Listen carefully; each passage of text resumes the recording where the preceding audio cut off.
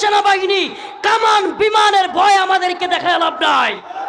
আমরা আল্লাহর উপর আস্থা রাখি, বিশ্বাস রাখি।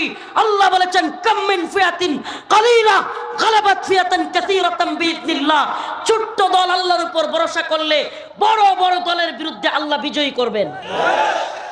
আমরা আল্লাহকে ভয় করি। আমরা কাকে ভয় করি? আমরা কাকে ভয় করি? আমরা আল্লাহকে ভয় করি। আমরা ভারতকে ভয় করি। আমাদেরকে উস্কানি দিয়ে লাভ নাই।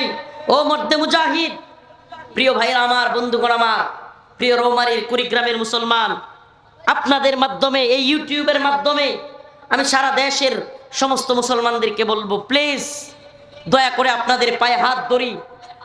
আল্লাহ রসুল বলেছেন ইন্নামাল মুমিনুনা ইখওয়া। আল্লাহ পাক বলেছেন মুমিন মুমিনের ভাই।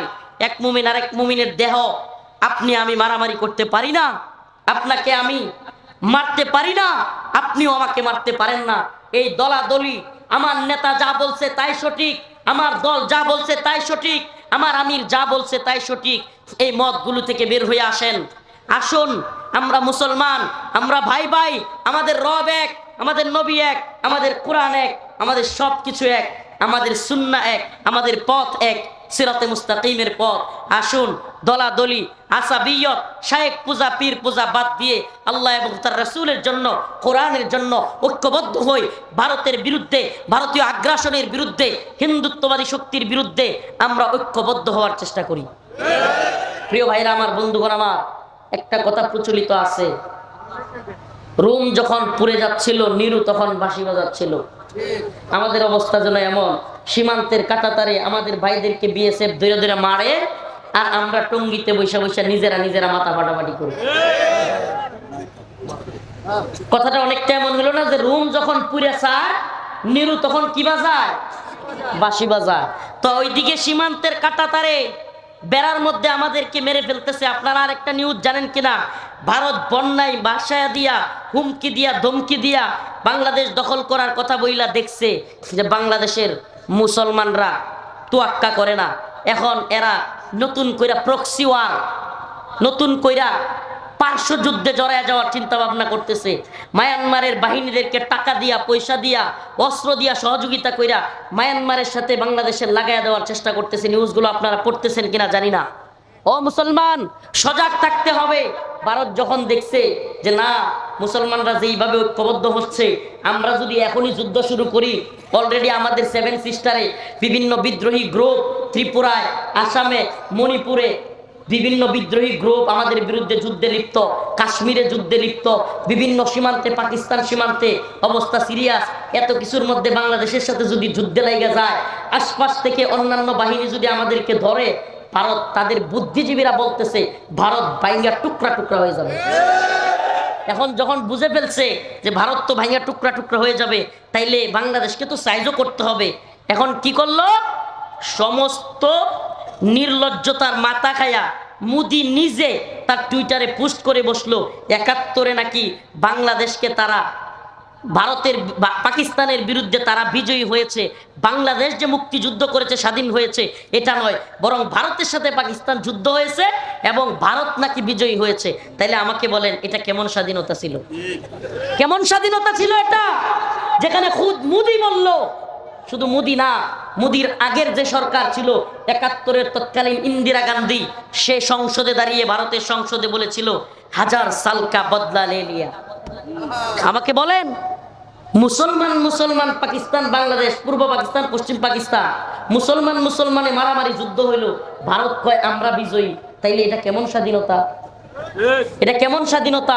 আমি তো বলি, এই ভূখণ্ডের মুসলিমদের একমাত্র স্বাধীনতা হবে ভারতের বিরুদ্ধে বিজয়।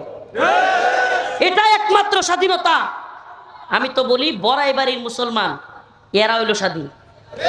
এরা দেখাই দিছে ভারতে আধিপত্য আমরা মানি না। ঠিক কি ঠিক না? ওই গ্রামের কেউ আসেননি? আসি রে ভাই, আসি, আলহামদুলিল্লাহ, বসেন। মুক্তিযোদ্ধা, মাশাআল্লাহ, আল্লাহ কবুল করুক, বলেন আমিন। আপনাদেরকে আবারও দেখতে চাই। এই যে আমাদের বয়ানে একটু তাকায় দেখেন, 80% দেখবেন যুবক। বিশেষ করে আমি যেই জায়গায় যাই, আলহামদুলিল্লাহ, এটা শুকরিয়ার বিষয়, 80% 90% থাকে যুবক।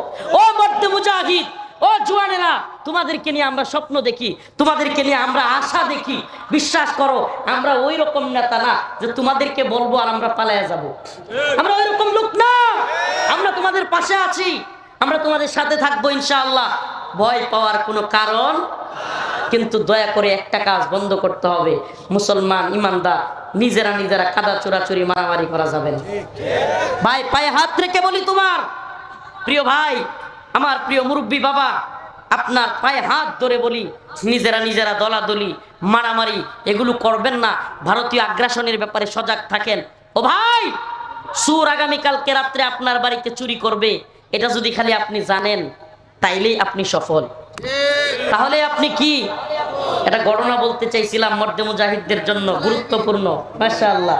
কার ঘটনা?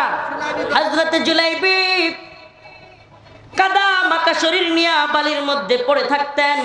রাসূলুল্লাহ সাল্লাল্লাহু আলাইহি ওয়াসাল্লাম বললেন, জুলাইবি তুমি কি বিয়েটা করবে না?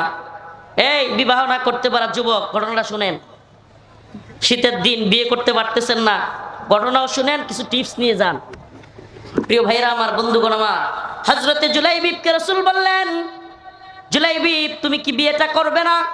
জুলাইবিব মুস্কি হেসে বললেন, ইয়া রাসূলুল্লাহ, আমার মতো এরকম কালো, টাকা পয়সা নাই, ধুলাবালি মিশ্রিত, বাবার বংশীয় মর্যাদা নাই, এমন ছেলেকে কে বিয়ে করবে?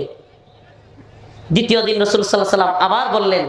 জুলাইবিব রাদিয়াল্লাহু আনহু এভাবেই পড়ে থাকতেন ধুলাবালির সাথে, খুব কাপড় চোপড় নোংরা থাকতো, শরীরটাও কালো ছিল। আবার রাসূল বললেন, জুলাইবিব বিয়েটা কি করবে না? তৃতীয় দিন যখন হযরতে জুলাইবিবকে রাসূল বললেন, আবারও তিনি বললেন, ইয়া রাসূলুল্লাহ আমাকে কে বিয়ে করবে? রাসূলুল্লাহ সাল্লাল্লাহু আলাইহি ওয়াসাল্লাম একটা চিরকুট লিখে দিলেন, বললেন, ওই যে অমুকের অমুক আনসারের বাড়িতে যাবা, গিয়ে আমার এই চিরকুটটা দেখাবা, বলবা তাদের মেয়েকে যেন তোমার সাথে বিয়ে দেয়। সুবহানাল্লাহ, সুবহানাল্লাহ বলেন না? হে মর্দে মুজাহিদরা, আফগানের ইতিহাস শুনবেন। আফগানে মুজাহিদরা ময়দানে যাইতো আর চিরকুট লেখা দিয়া যাইতো, দুই বন্ধু মিলা, যে বন্ধু আমি যদি শহীদ হয়ে যাই আমার বউয়ের দায়িত্ব তুই নিবি। সুবহানাল্লাহ না? সুবহানাল্লাহ ওয়া বিহামদিহি। এত সহজ না। এখন তো আপনি আমি মসজিদ পায়ে গেছি, মসজিদ আছে কিন্তু নামাজ পড়তে যাই না, ফজরের নামাজের সময় তো যাই না, অন্য নামাজের সময় যাই না। অথচ এই মসজিদগুলো এভাবেই চলে আসে নাই। সাহাবায়ে কেরামের রক্তে রঞ্জিত অবস্থায় দ্বীনের জন্য নিজেরা জীবন দিয়েছেন। আরে আমার রাসূল নিজে সাল্লাল্লাহু আলাইহি সাল্লাম প্রকাশ্যে নামাজ পড়তে পারতেন না, সাহাবায়ে কেরাম আযান দিতে পারতেন না, এভাবেই আসে নাই। অথচ তোমাকে হাইয়া আলাস সালাহ বলে ডাকা হয়, তুমি মসজিদে যাও না।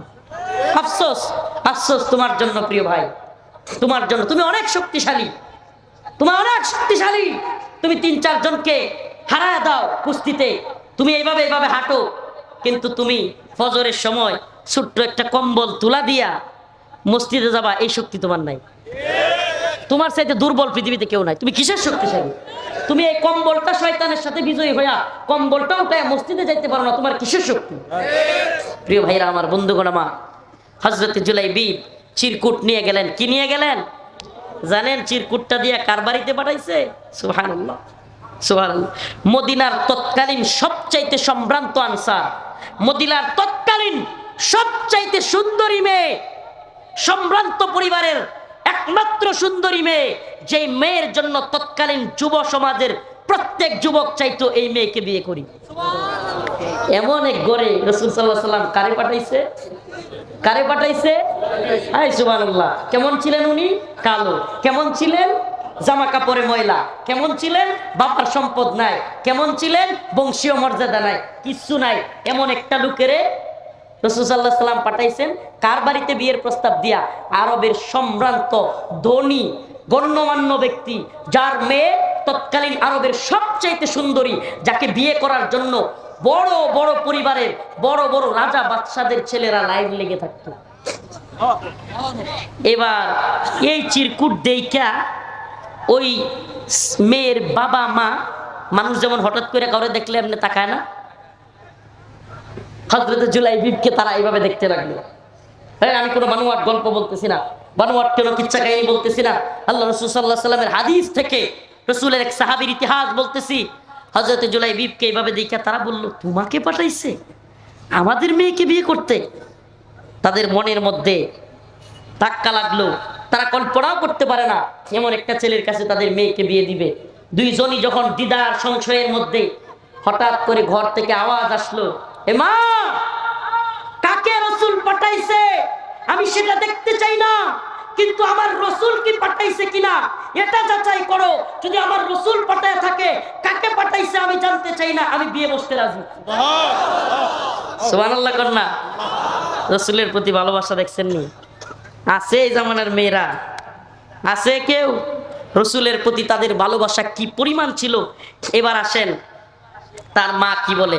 তার মা বলে, মা, আমার মেয়ে, তুমি কি বের হয়ে একটু দেখবা? তুমি আগে দেখা নাও, তুমি কি বলতেছো। বাবা বলল, মেয়ে, তুই কি বলতেছিস, বুঝে শুনে বলতেছিস? কাকে পাঠাইছে আগে একটু দেখ। মেয়েটা আবার জবাব দিল, আমি বলছি রসুল পাঠাইছে কিনা। আমার মুহাম্মদে আরবি সাল্লাল্লাহু আলাইহি সাল্লাম যদি পাঠায়া থাকে, আমি কাকে পাঠাইছে দেখবো না, আমি বিয়েতে রাজি। সুবহানাল্লাহ। বিয়ে